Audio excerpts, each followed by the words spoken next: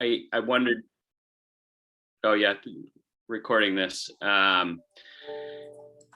Jeff, I wondered if you wouldn't want to maybe start, you did some of this via email, but just sort of giving a high level overview of sort of where we're at in concept development, what to expect, approximate timelines.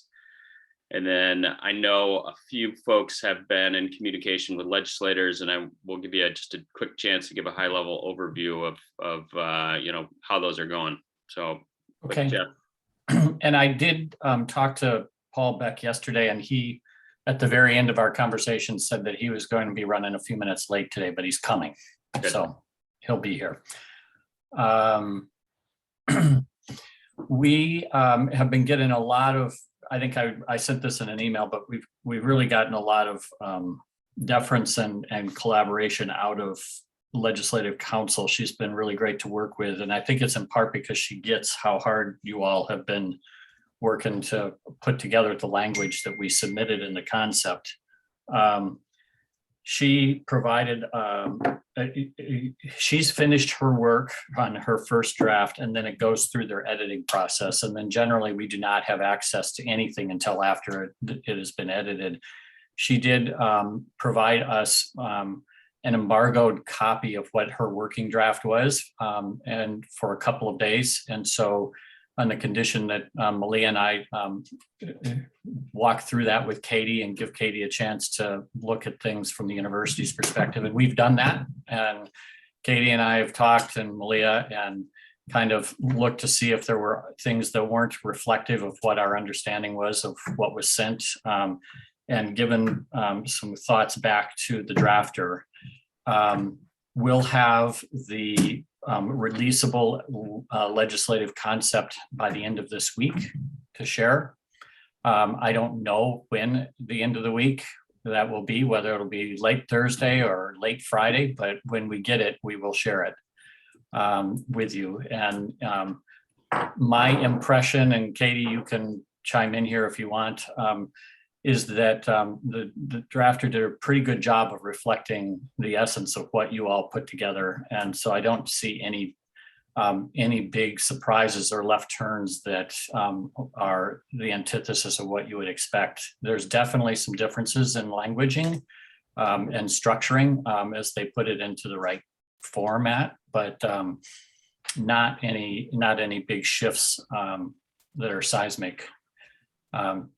And I've got a few, I spent last night, I took a look last night and put together just like 4 slides that identified a couple of places where maybe there's new language that was inserted by legislative counsel that maybe you hadn't ever seen before. And I thought, I should just highlight them today. So I'll share a little bit of that in a few minutes. But Katie, any thoughts? No, Jeff, I think that was a good summary, and I would agree. It was one of the better drafts, I think, for how long and intense this is, to see it come back with the right intent. Yeah, so we're on the right track. That's the bottom line, I think. And we'll share it. I'm hoping, my hope is that we will have the draft before our meeting on Friday afternoon so that we can just walk through that draft together. And kind of Katie and I can point out, and Malia, if she's got her voice back, can point out what we see in each of the sections, and we can all absorb it together, and then you can take it back and study it some, and that'll be the next step in the process. I just can't be certain that I'll have it by noon or whatever our meeting time is on Friday. Thanks, Jeff. And meeting time is 2:00 Friday afternoon. Begins 2:00 Friday afternoon, 2 to 5. Even better. So tell them the meeting's at noon. We may have, actually. I don't know. That's my organizational capacity with time. All right. Thanks for the update. Members of the advisory committee that have been doing outreach to legislators, any brief high-level overview of how that's going so far? And I'm certain that it's not complete, and Paul may want to weigh in this too. Bob? You came off mute. I can jump in. I have had 5 or 6 meetings with legislators, and I have probably between 10 and 15 scheduled, including a couple today and I think 3 tomorrow. So far, they've been, with one exception, really good. Folks are not super aware of this. The Oregon Forest Practices Act is dominating in terms of kind of forest issues, and there's been a lot of prep work done on that. And so some folks haven't really heard about it and are a bit surprised, but I think the presentation is going over real well. That this is kind of a gift to the legislature, that this is a long-term conflict, and that it's rare that you get all these diverse stakeholders coming together and advocating for an outcome together. This is an opportunity to put years of conflict behind us. So I think they're getting it. They're excited about it. Also, I'll be candid and say that well, I'll stop there. Actually, the one challenge is with Courtney, who I met with yesterday, Senator Courtney, who may be one of the keys to this process, and he seemed startlingly unaware of this legislation. And gave me a pretty stern lecture about the realities of the short session and how we needed to be better prepared. So I've conveyed that to Jeff and to Peter. So hopefully the footwork that needs to be done is being done there. But that was the one big surprise. That was where I need to be candid with folks and say that meeting was not very good. So that's my report, but otherwise very positive, and we'll probably get through about 20 legislators before this is done. Can I ask, do you know which chamber the forest practices bill is starting in? Yes, it's starting in Pam Marsh's committee Okay. in the House, and that really has had, and I've been on the negotiating team for that. Yeah. That has had a tremendous amount of energy behind it. I mean, there's been just nonstop prep work on that. So that's really locked and loaded. Everybody knows it's coming and knows what they need to do on it. I've been trying to piggyback on that a little bit and saying, look, this is very similar in the sense that this is another long-standing conflict area, lots of work going into it, an opportunity to do something historic and move into a new era. And so you really have a double opportunity in this session. And I think that's actually helping. But that's definitely got the momentum behind it that this one I don't think has yet.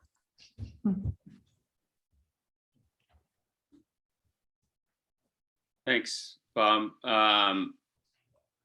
Melissa, did you have something you wanted to say? Yeah, I was trying to count how many I talked to, about 8 legislators, and much like Bob, I found it was really helpful to at least say to them, that I don't know how much you know, but let me go ahead and give you the quick background. I don't think it's something that a lot of them have been tracking. I didn't think to call it a gift, Bob. I'll try that next time. But no, the conversations have been good. People have appreciated the background.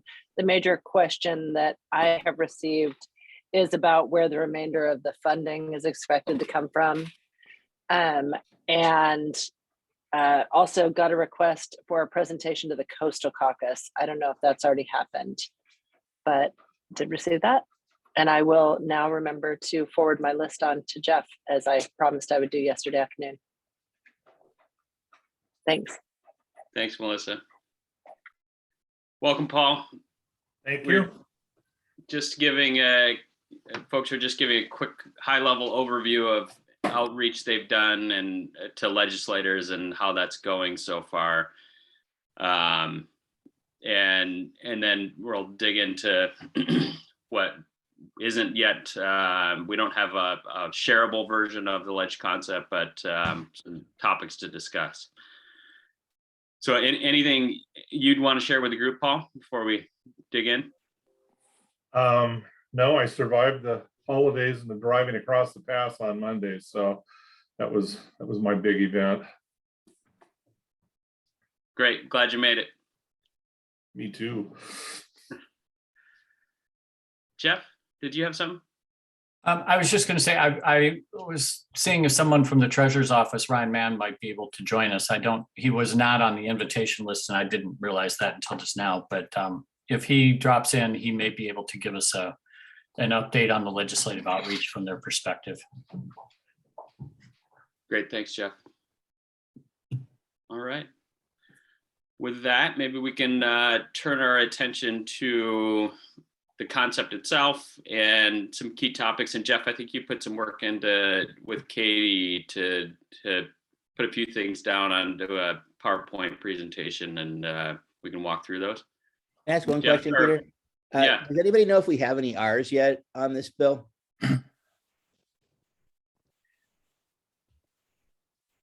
Ryan may be able to talk to you more about that. I can't. Okay, I gotta check in with him today, so I'll find that out. But anybody that has opportunity to reach out to some R's, I think that's gonna be pretty important to get at least a few on here. I know that there's outreach going on to ours as well as D's, but I haven't been briefed. Great, thanks. And just to be clear, Katie and I went through comments from the university and to integrate DSLs and the university's comments to go back to legislative council. The slides and what I pulled out was something that Katie hasn't seen. So it's not a joint product, and I apologize for that, but it was a 10 o'clock last night product. So that's what we've got, given the time we're moving through. Let's see. Bob, I had a conversation with Chris Goodwin, who's our representative that took Gary Leaf's place when he passed away. Spent about an hour on the phone with her talking about the project. I think it's probably too soon for anybody to be on it. But she now has a better understanding of what the process has been. My ask was don't try and fix it. Run with what we've got as best you can. So we'll see what happens. I've got a couple more on my to-do list, but that's the one I have spent some time with. Thanks, Paul. We're sending the same message, by the way, that they just need to move it through and it's without amending or changing. Yeah. Thanks to all of you for your efforts. Okay. Hopefully you see a slide on your screen. Yeah, we got you, Jeff. All right. I'll make it a little larger here for you. Does that help? Yep. So in no particular order, and this is not an inclusive list, I just, I took, I'm sorry, hold on a second.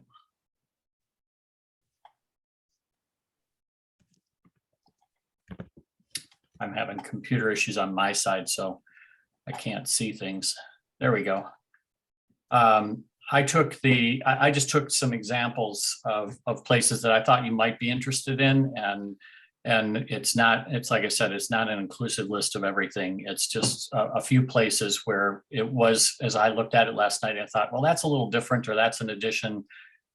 You all might want to take a look at it today, and you got a chance to chew on it a little bit. If you have thoughts to share, that's fine.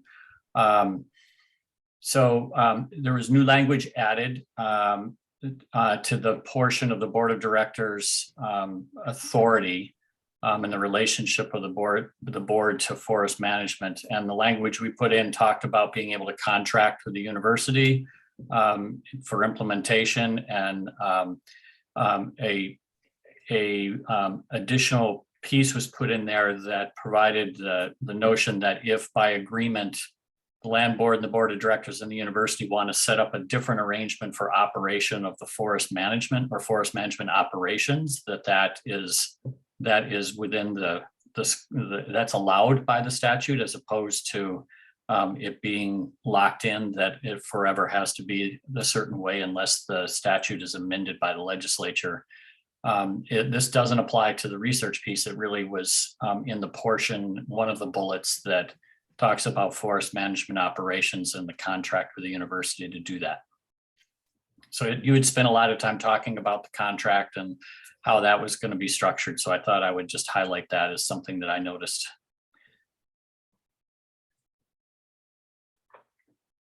Anything to discuss on that, or you want to go to the next slide? Next.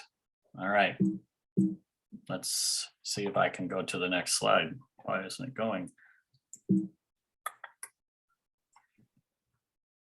In the board of directors approval, there's a whole list, and this list that you see is the list you had. It's called out a little differently, but I wasn't positive that you would be, that we had talked through the fact that the board of directors would be approving recreational plans or education plans.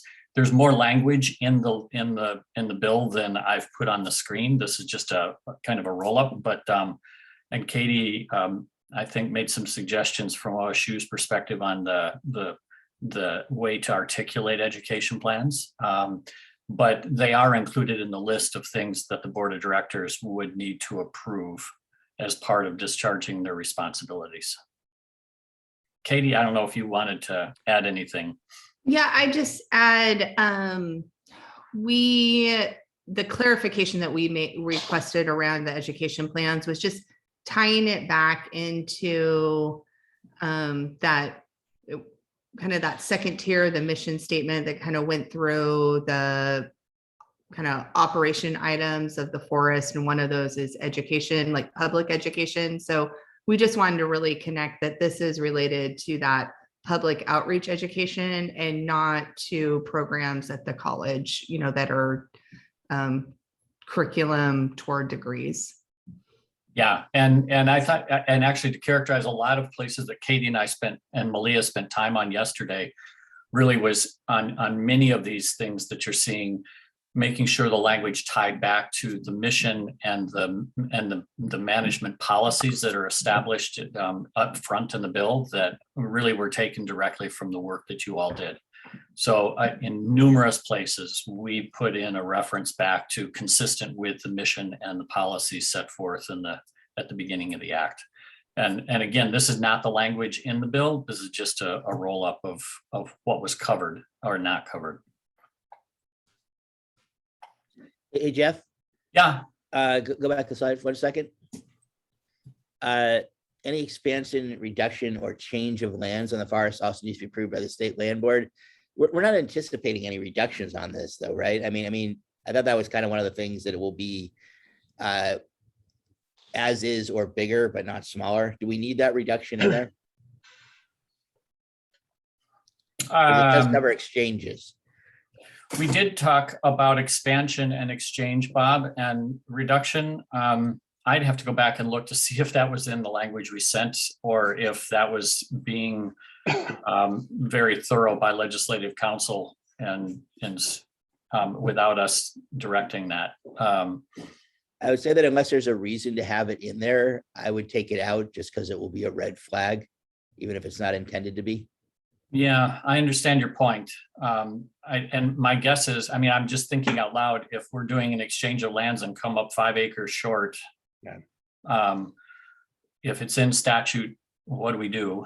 I think still expansion or exchange. I mean, that's an exchange. I mean, Okay. I would just try to avoid the word reduction.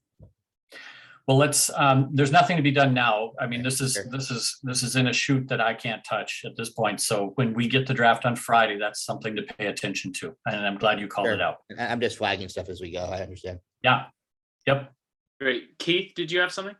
I just was wondering what defines, because the public use of the forest is currently so recreationally oriented.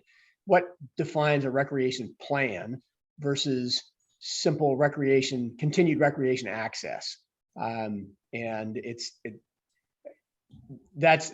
not worthy of discussion right now, but I think probably ought to come up in terms of a review of the language. What is a plan versus, if the plan is to continue recreation access, does the board have to approve that, or is it just an assumed? Tom, do you want to say a little bit about how the other college forests deal with wetlands? Sure. In terms of why we'd want to plan, Keith, is, laying out future intention for trail building, for expansion, or retaining roads for access, or rolling up roads for restoration. All that would be written into a plan, as well as, planning for number of visitor hours per, week, and what that looks like, and planning for avoiding different types of trail conflict. And there's a number of things that would go into a planning effort like that, and would be, it's more than just maintaining access. There will be activities, I am assuming, like we have done on the McDonald Dunn, to facilitate access for mountain bikers, to facilitate access for different types of users anyhow, and avoiding conflict. Thanks. Thanks, Tom. Others on this slide? All right. So something that we did not discuss as a group, but realized as we were going through the review process, Department of State Lands has the authority to shut the forest at various times for different reasons. For example, this summer there was fire risk and the forest was shut for public access. That has been a delegated responsibility of the director of the Department of State Lands, not the State Land Board, to do. So the draft you're going to see Friday has a provision in it that is specific to the executive director having the authority to restrict or prohibit public access for reasonable purposes. And that was pulled from other places to make it consistent with the management of the Elliott today, subject to direction from the board of directors, which the last portion probably doesn't have to be stated, but it is, I believe it's in the verbiage of the bill. So you'll see a provision like this under the authorities of the executive director in the next draft. Hey, Jeff, I mean, I think this makes sense, and I don't anticipate it would be inappropriately used, but I just want to flag it as something that it could be something people could latch on to as a concern. So I think I can't think of it right now, but I think any more descriptive language you can to circumscribe it would probably not be harmful. But again, I don't really have concerns here, but I would just think about that a little bit. That's why I put it up on a slide. This was the provision that last night, looking through things, I thought, I think I better just highlight a couple of things here because I get your point. You may want to say for something like health or safety reasons. I don't know. So okay, well let's think about that and put it on the punch list for Friday and the discussion once we see the language that's in the LC draft. Melissa or Keith, any reflections on this? Yeah, I was just going to ask Melissa if she can remember a recent point where the forest was closed for public access. I can't.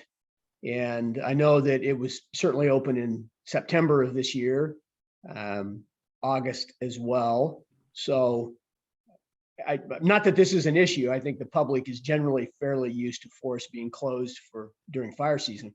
But I just wondered if Melissa could remember a point where the Elliott had been closed. And I'd have to think back maybe 20 or 30 years. But I'm unsure. Melissa? I thought they did restrict it for fire danger this summer. We did. This summer? Okay. I was trying to remember, and the years are starting to run together at this point that we've been working on this. I will say we have a similar provision for our county forest. Because although the Elliott's quite a bit larger, we have 15,000 acres and a similar issue, and we allow our county forester to shut down all or part of public access, I think for up to a week. And then it has to be ratified by the Board of Commissioners. It's just how we do it. In case the forester, for some reason, decided that he was just going to shut the public out of the forest, we want it to actually be the decision to be made in a public meeting. But that's specifically, I think we allow them to do it for any reason, but we have to do it because of fire danger. We have to do it occasionally because there's an active logging operation going on, and you can't necessarily have the public back in that space for safety reasons. So we have various reasons why we end up having to shut down access to parts of the forest at different times. And the truth of the matter is, with the research forest, there are going to be more reasons to shut down specific areas because they'll interfere with the research. So Yeah, good point. I think it's a pretty important thing to have in there. No, I agree. I wasn't, when was the Elliott? I mean, I was up there in first weekend over Labor Day, chasing around, and it was certainly not closed at that point. So when was it closed this year? I wasn't going to point that out to you, Keith. Yeah, Keith, are you sure it wasn't close? Did you find the hunting particularly good? Well, Really light? Yeah, it's me and the 42 other rigs that I saw running around up there. So. I think that's what they call a statement against interest, Keith. I just texted Ryan Singleton to ask when the forest was closed, but I know that it was closed for a portion of time because of risk of fire this summer. I don't know how long or exactly when, but when I find out, I'll let you know. Well, and we'll find out if you're in trouble or not. Yeah, you didn't hear anything from me. And I don't know, and maybe Tom, you could speak to this just about if there's a policy on an amount of time the director of the MACDUN can do closure for specific things, or without some other process check. But Katie and I never discussed that yesterday. Yeah, Jeff, not to my knowledge. I think that we can restrict access as needed, but it's not a state-owned forest per se. It's different ownership, Okay. We restrict access to areas all the time, as Melissa said, for harvesting activities, for when we have ice storm like last year and had a lot of hazard trees that needed to be taken care of. We can, we had herbicide treatments in certain areas, restricted access during that, so they just come and go, and I'm not aware of any limit on how long those can be. And I didn't bring it up as it will be a concern. As I said, I think the public is, the recreational public is really used to forest being shut at appropriate times when fire danger reaches that high point. And so I don't think there's an issue here at all. I just couldn't. And I was unaware of them. So I couldn't remember that the last time the Elliott had been shut. I just looked back in my emails.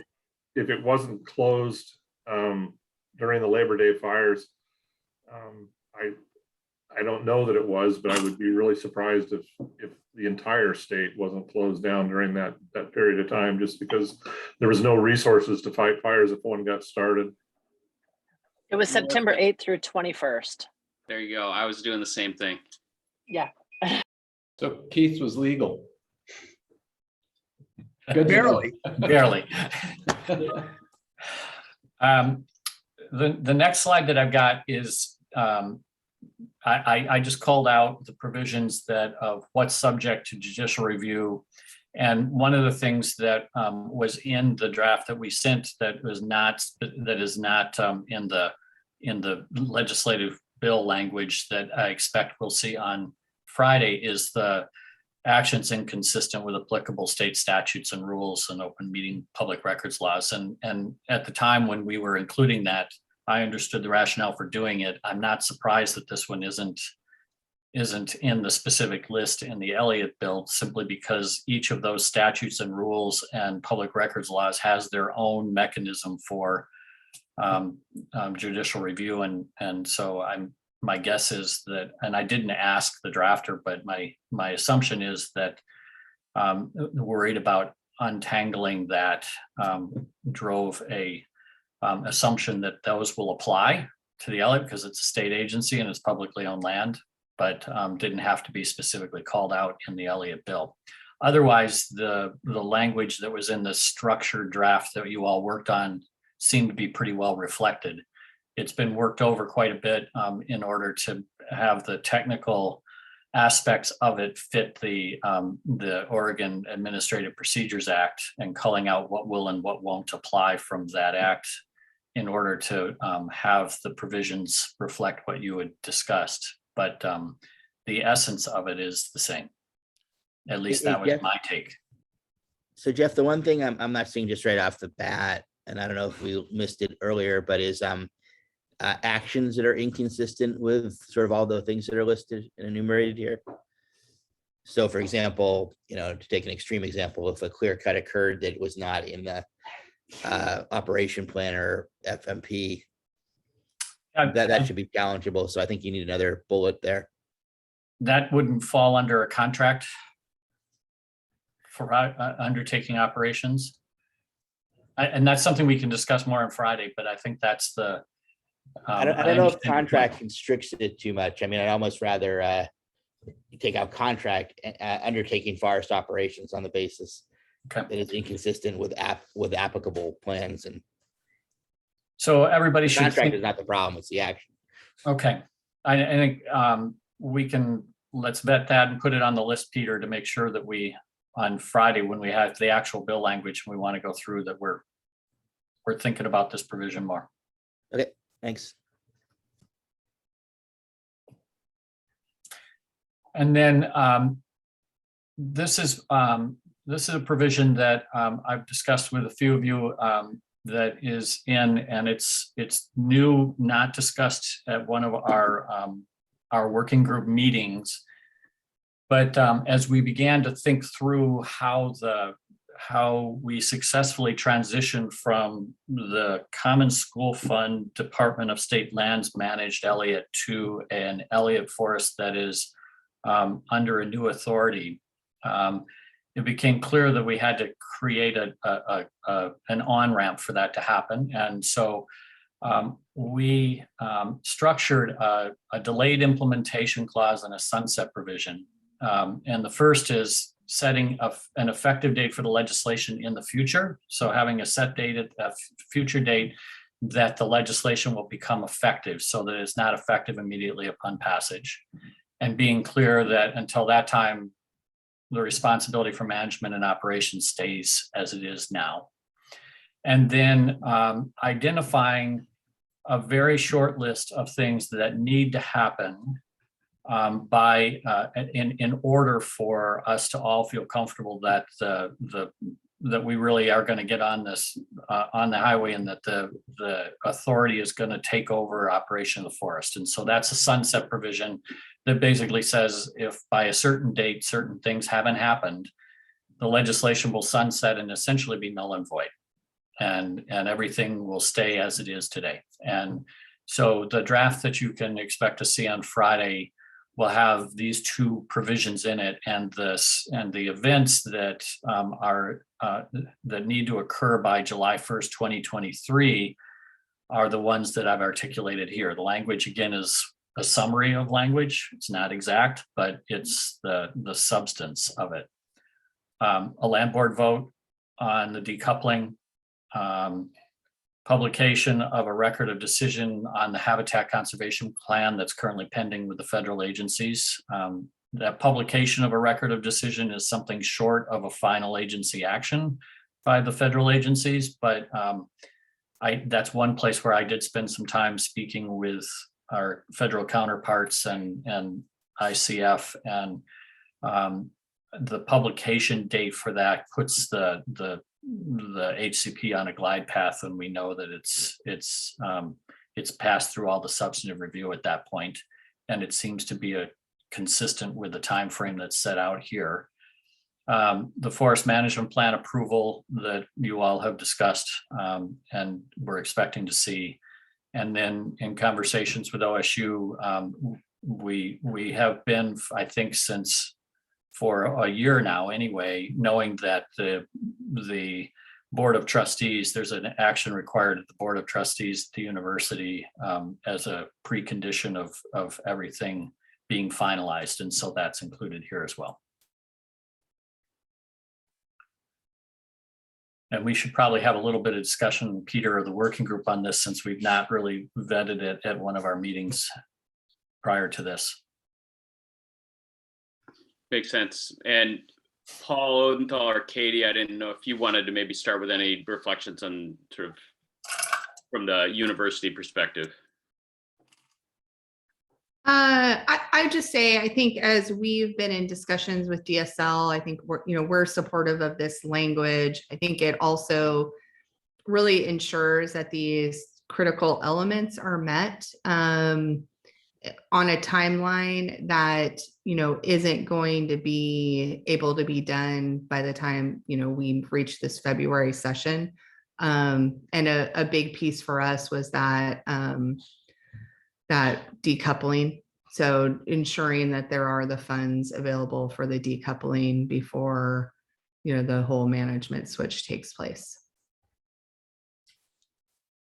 Thanks, Katie. Advisory committee members, any thoughts or reactions? Only, I think what we discussed a little bit yesterday about, I want to think a little bit more about the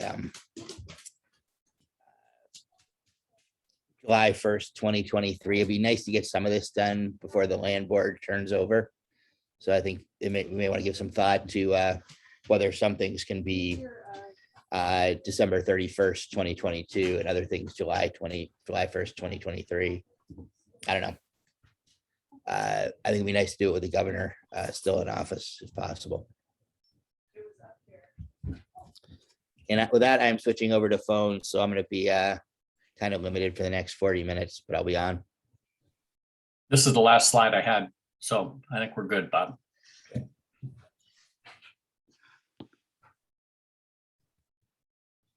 Keith, Paul, Melissa, any reactions? It seems reasonable. The language has got to be in there. If we can't get this done eventually, it's you got to have something in there. Agree. I think Bob's point is well worth consideration. A delivery of some portion by the end of the year with the current land board there. We know what we have, and that's worth considering. But so other than that, I don't have any problem with the way this is worded and where we're going. Thanks. And Melissa, we'll assume you chime in if you did have heartburn. Yeah, I don't have any. I'm fine. So Peter, that's what I've got for today. All right.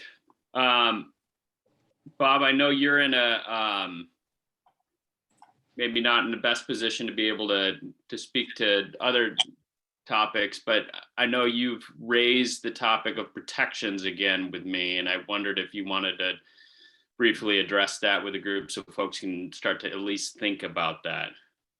Yeah, I'm not in the car yet, so let me do it right now. Yeah, so very briefly, I would just ask folks to consider whether we should try and get some protection language in there, with the caveat that we need to think about the funding mechanisms as well and how those interact. So I do understand that, and delineating certain things now may not be optimal. The reason I bring it up is it does keep coming up in the environmental community. It's also coming up in some of my legislative conversations. I think there are legitimate reasons to want to see some of the protections delineated in the legislation that correspond to some of the other documents. I also recognize that if we do that, other folks, other stakeholders may want to see other things in there. But I think it may be worth a conversation to think about whether there is a short list of things that makes sense to put into this legislation. So maybe just tee that up for Friday for folks to consider. It may also be a bridge too far, and I recognize that as well. So, but I wanted to flag it because it does continue to come up, and I think there are legitimate reasons to want to see that. So happy to answer any questions. Then I do need to run my kid to school. Go for it, Paul.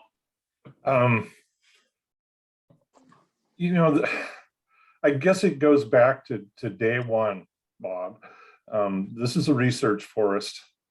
And the way I look at it, the protection, the production are all byproducts of that research. And it isn't supposed to be a set aside program. It isn't supposed to be a production of timber program. It's supposed to be research, and all the other outcomes are byproducts of that research. And I don't like the idea of putting into it that it is a protection plan. I know what the reaction would be if I demanded or requested a guaranteed 17 million board feet a year timber output.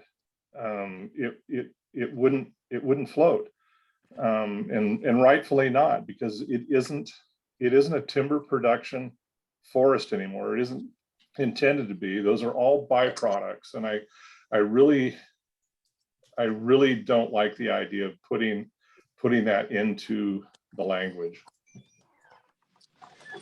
I hear you. Again, I got to run. Maybe you and I can find a little bit of time tomorrow to bang this around a little bit. Okay. Is that all right? Yeah. Thanks. I'm gonna jump here, but I'll be listening. Thanks, Bob. Other reactions? And welcome, Mark. Yeah, good morning. Apologies for being late.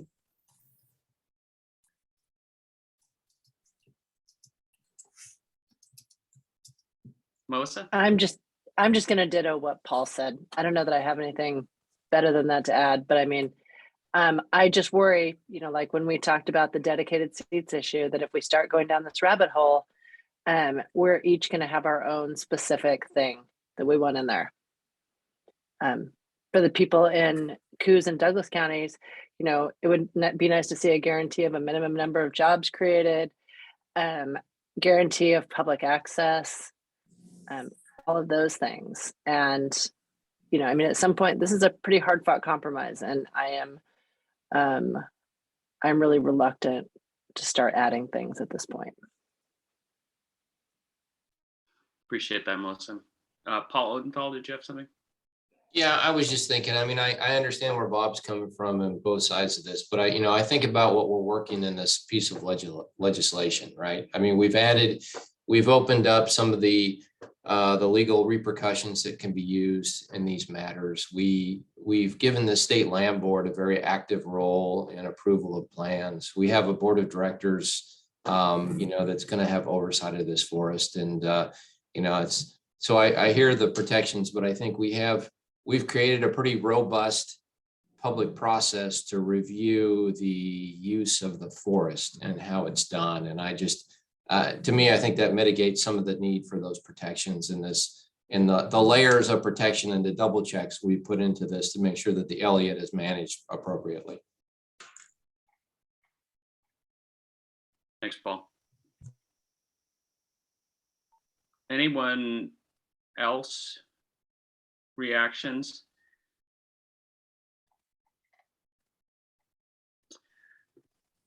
Mark, I don't know, I don't want to put you on the spot here, but prior to your joining, or just as you were joining, we were talking about delayed implementation and a sunset provision. And I'm not sure if you've had communication with folks about that yet, and if it would be helpful to very briefly just give you high level overview. We can maybe even pull up the slide and get any reactions you have so that we at least have the sounding board from the full suite of advisory committee members that are part of this working group.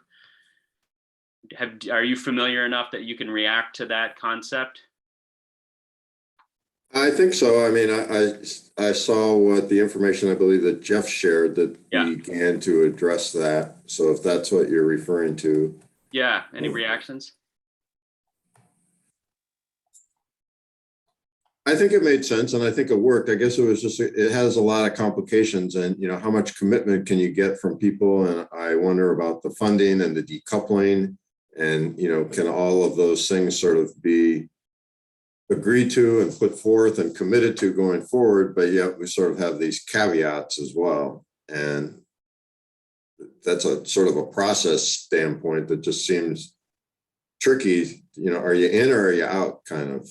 And I think amongst the 12 of us, we can understand the reasons for the sunset and those clauses and those delays. I guess I'm interested if you all discussed, how does that play in Salem, relative, to Katie, your perspective there, and Jeff or anybody else from DSL, Malia, as you guys have thought about how does that roll down there when you have kind of a but approach to things. Yeah, so conceptually makes sense, but how do the politics work on it? I don't know, Jeff, Katie, and others, any reactions to that? I'll let Katie go first. Well, I just say, I think depending where people are on the concept and the bill, they could spin it either way. So it shows that you have to make progress on these certain items before it moves forward. So I think you can get buy-in from folks in that talking point. But on the other hand, that, we've had this kind of before you got on, Mark, there was kind of that discussion of, does it make, legislators feel like this isn't ready for prime time? So, I think there's a mixed bag, but a lot of it's in the eye of the beholder and how they feel about the project coming in. I think there's several of us, and Bob, I think, mentioned it, there is some sensitivity too that we'll have a different land board at that time as well. So there's going to need to be a lot of work done to make sure that that land board's up to speed as we move toward the transition date. Yeah, I would echo a lot of what Katie said and add that part of this is there are different constituencies with very clear bottom lines of what has to happen before they're comfortable supporting an Elliott State Research Forest Authority being established and the landing of this as a research forest. And one of the things, my pitch is that one of the things the sunset clause does is give people the assurance that we're not asking them to trust us to finish the work after the legislation goes through. We're telling them that they can buy into this final destination with a clear understanding that what they care about most has to happen, or this won't, or this will be null and void. And that gives us the momentum on the pieces of work that are outstanding as of January 2022. So that's our 2021, 2022, whatever our year is. Anyway, that's my pitch. Yeah, I get that. And it makes sense. I think it kind of goes back, Katie, to your point. It's sort of in the eyes of the beholder. So it is. People who want it to work will say, yeah, this is a path forward that can work. And those who might not be on board or might see it as a message that, hey, you guys haven't figured it out yet. It's a short session, come back and talk to me when you got it together. So that's probably just the reality of where we're at, but that's sort of where we're at. And this is a little different with kind of this staging, but the legislature passes bills all the time with sunset clauses that are, we're going to try this for a few years before we make it permanent. This is kind of another variation of that. I thought it's actually playing well, by the way. I have talked about this a little bit because I've been talking about the fact that, there's kind of a 4-part structure to this with the FMP, the HCP, and the research platform, and then the legislation. They all fit together. And, you know, you're not going to see everything in the legislation per se. And I've also mentioned there'll be a sunset clause because some of these things are, you know, they're all working sort of in tandem. I've found so far that I think it's been a positive in those conversations.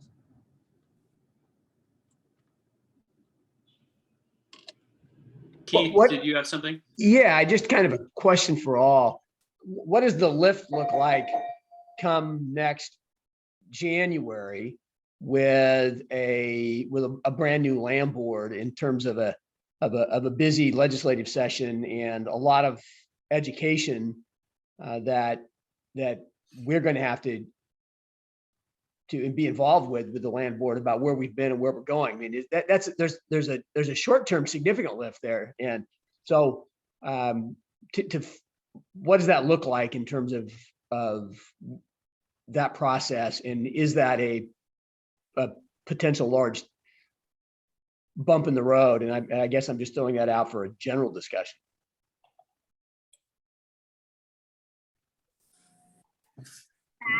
Well, we will have two members of the land board still in place. The treasurer will either be the treasurer or the governor. The secretary of state will be the same. So we'll have one new position.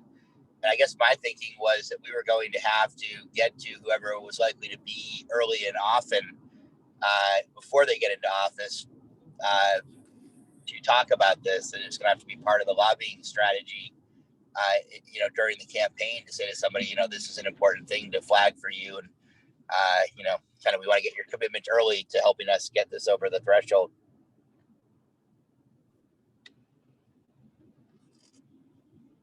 Thanks, Bob. That's sort of what I imagine too, is that we better be early and often on the process.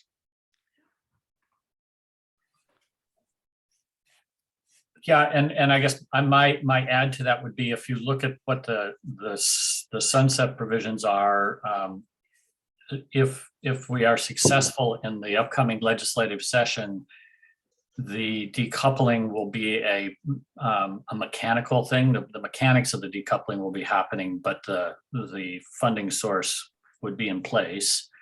The Habitat Conservation Plan is really in the hands of the federal agencies at this point, and big substantive shifts in that I don't expect there. And what does happen will be happening at a department level more than a land board level. I think the key is to make enough progress on the forest management planning process that we've got a comfort level of where that's headed. And we can talk to the land board this year about that. And as a group with a single interest in seeing that finish successfully.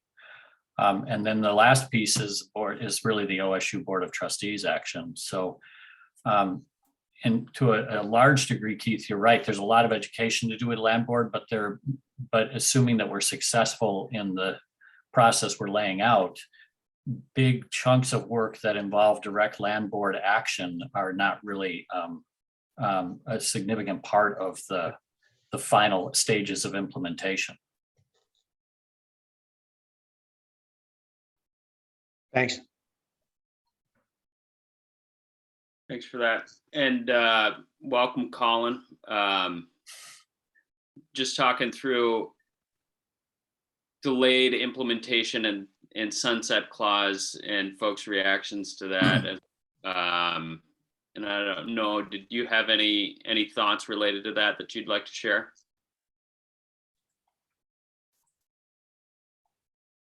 No, not at this point. I'm really just curious to see how the actual wording looks. Do we have an estimated timeline for a rough draft? Hopefully Friday before the 2 p.m. meeting you all have. So the first hour of this conversation today was a sort of high level overview, not of specific language, but some items to flag for folks, which maybe Jeff can circle back to you with. And then we're looking forward to seeing actual language and talking through that on Friday. Okay. Yeah, I can catch up with you directly, Colin. Happy to do it. Sounds good. Thanks. Anything else from the group?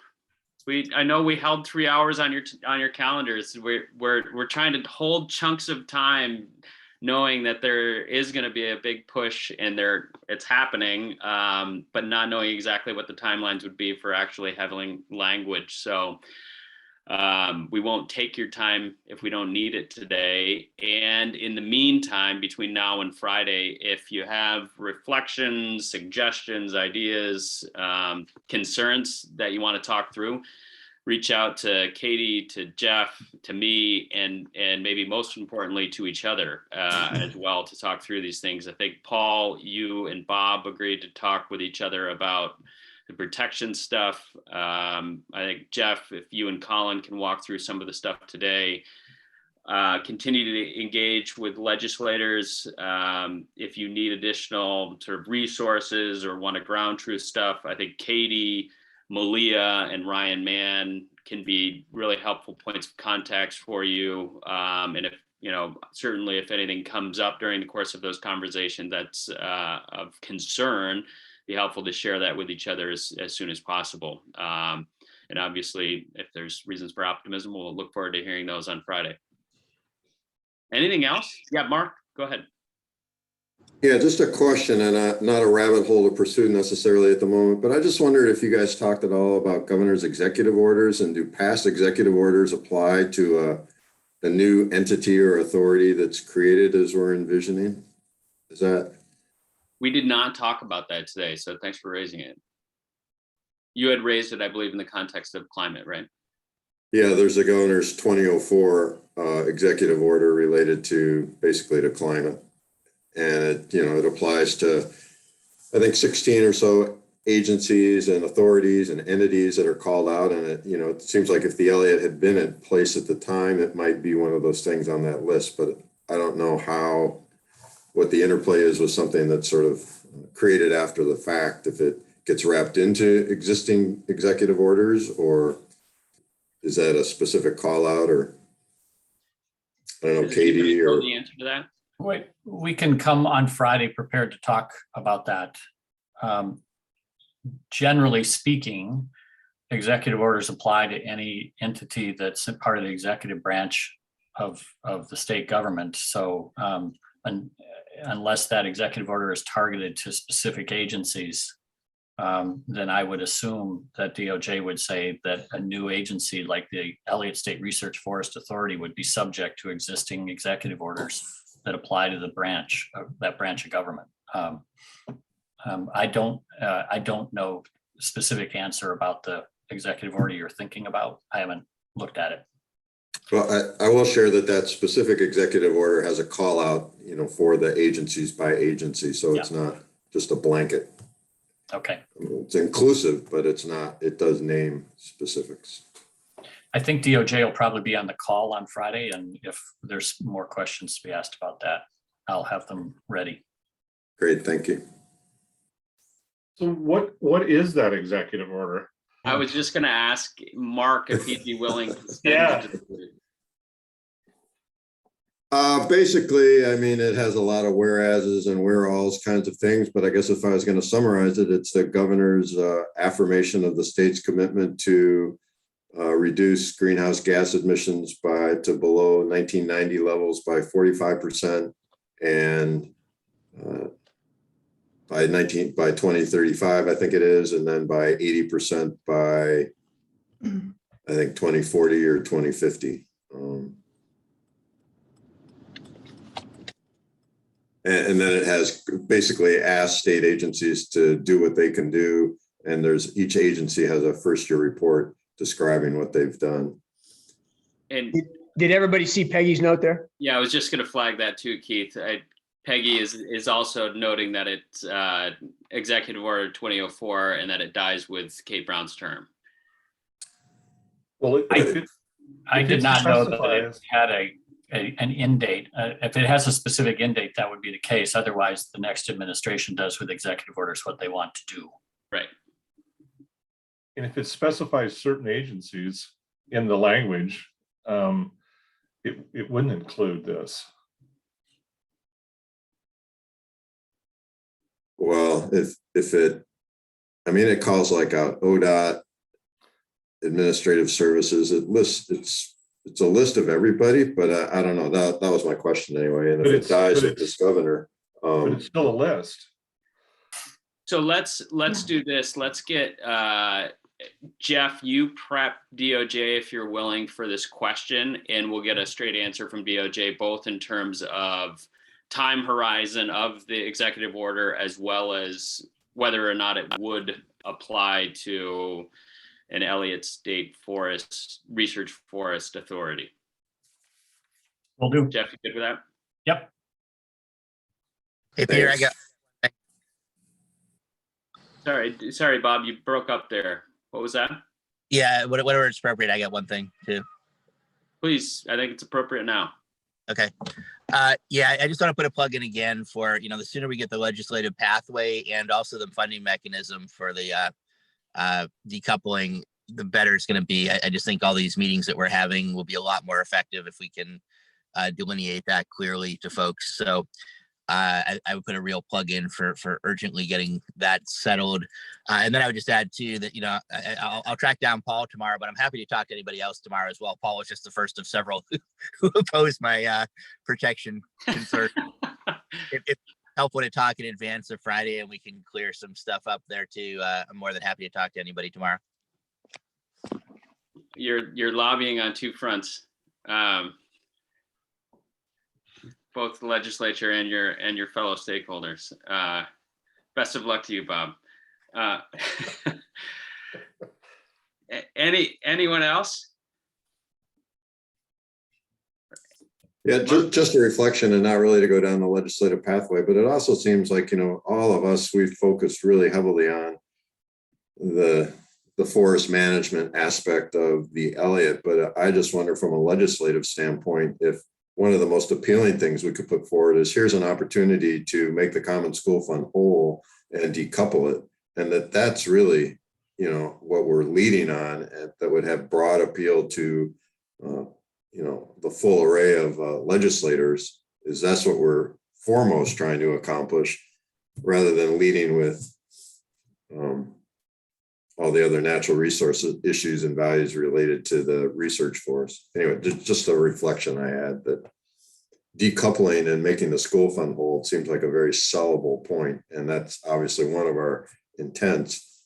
We could lead with that and fold everything else in behind it as this is how it works. Thanks, Mark. Helpful reflection. And I suspect, Mary is not a part of this work group, but is a part of other conversations ongoing, and probably would well, I wouldn't speak for Mary, but she'd probably have a helpful perspective on that. And I know Malia, Katie, and Jeff and others are listening in terms of strategy, and we'll take that to heart. Thanks. All right. Anything else for the good of the order? Otherwise, I'm happy to give you an hour and 50 minutes of your days. Hey, I was just wondering, since we blocked out 3 hours, and we only used one, we still get the hourly rate, the normal hourly rate for the next two, right? Always. Always, thanks. Yeah. Okay. Yeah, you bet. Absolutely. We're gonna give you time and a half, Keith. You're a generous man, Paul. Thanks. We want you to be able to pay your Sorry. fines Yeah, for trespassing. I asked. Now you guys be quiet. Shut up. Thanks, everyone. We'll see you on Friday. Aye.